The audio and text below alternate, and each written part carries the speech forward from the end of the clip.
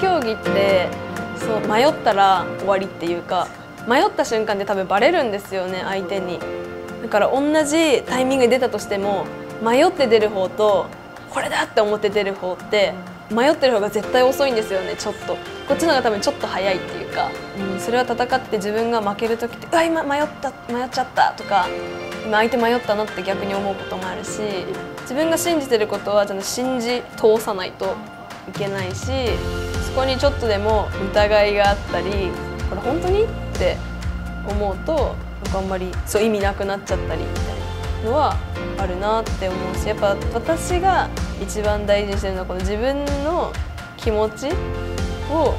自分が理解することがやっぱ一番大事なのかなって思ってて、自分が勝ちたい気持ちも負けたらどうしようっていう気持ちも自分がしっかり理解する。私生活とか競技生活とか全部つながってる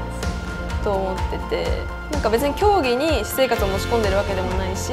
私生活で競技を引きずってるわけじゃないけど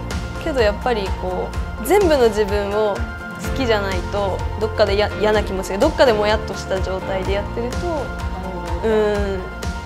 ような感じがします。全部の磨きがぴったりに合った人が多分大会で優勝するっていうか、なんで大会で優勝する人って毎回違うっていうか、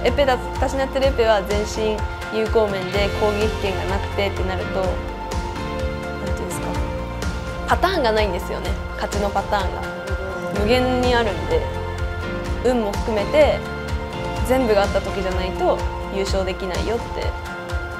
でもなんかそれは先輩も言ってたんですけど、今日いけるなっていう日でも今日いけるなって日を自分でこう合わせていかないといけない。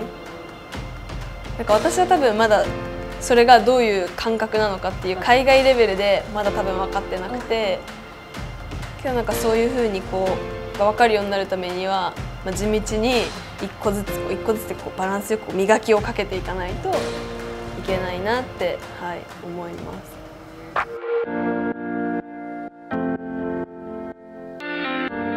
修行すごいですね。そうなのか。自分を磨く修行でもあるし、その競技者として勝つために一番高いところに立ちたいっていう思いで競技をやってる修行でもあるし、